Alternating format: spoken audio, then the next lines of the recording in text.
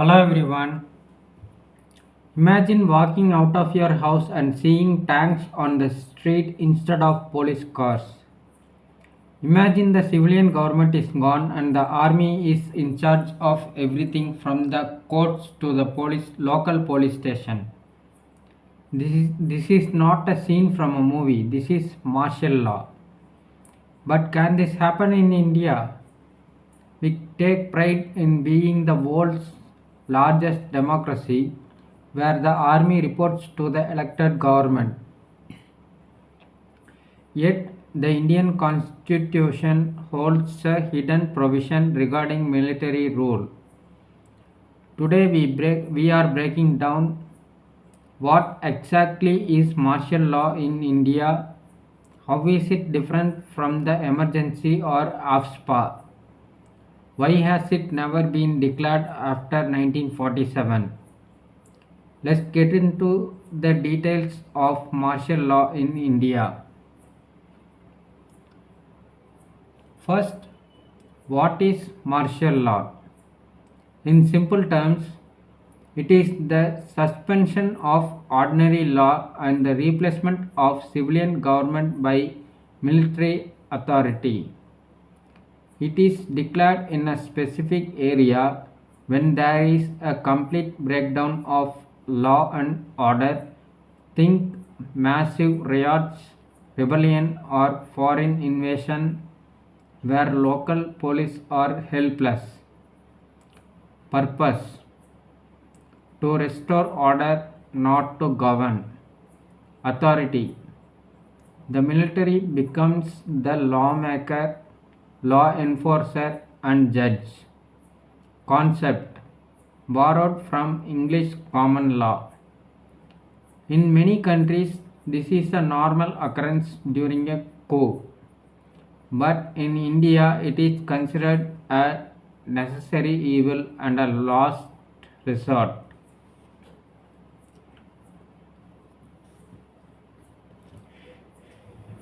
Martial law versus national emergency versus AFSPA.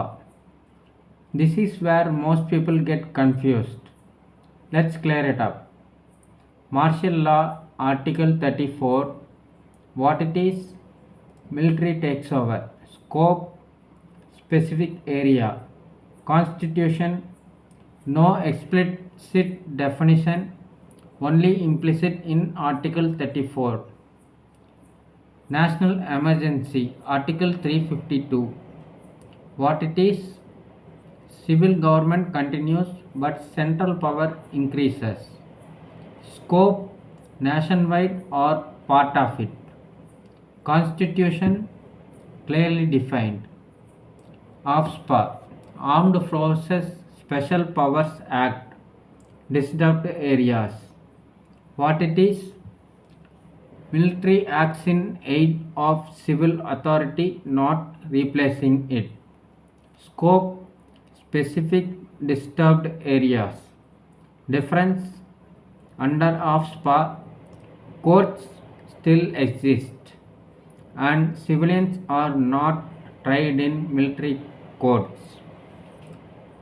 Constitutional provisions, Article 34. As I mentioned, the term martial law is not defined anywhere in the Constitution.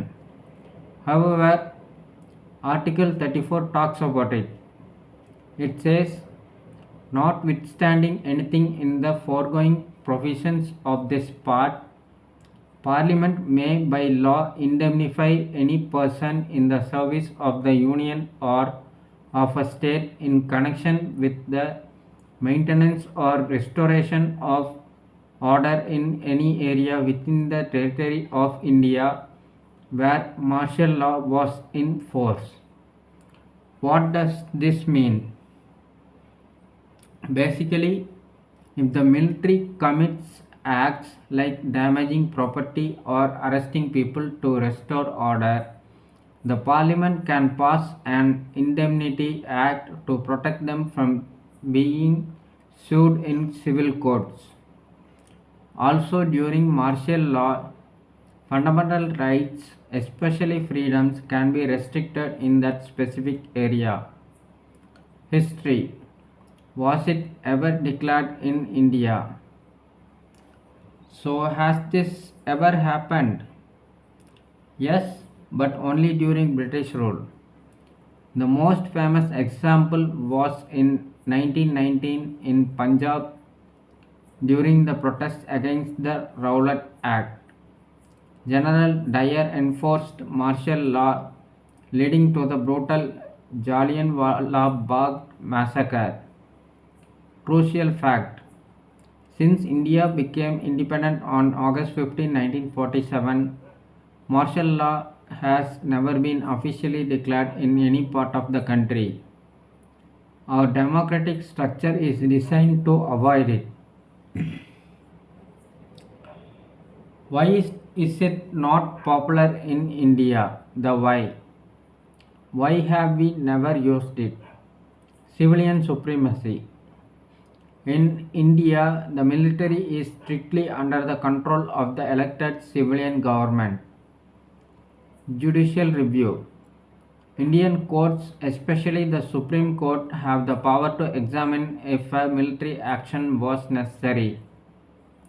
AFSPA over martial law.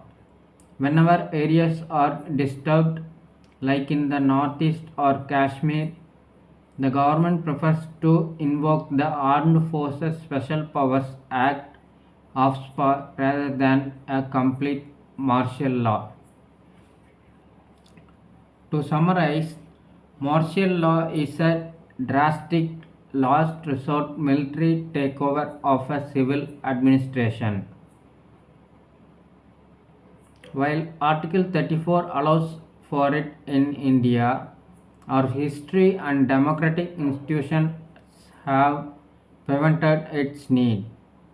If you are a student, remember the distinction between Article 34 and Article 352 emergency. What do you think? Should there be clearer laws in the constitution about martial law, or is it better kept vague? Let me know in the comments. Don't forget to like this video and subscribe for more deep dives into the Indian Constitution. Thank you. Bye.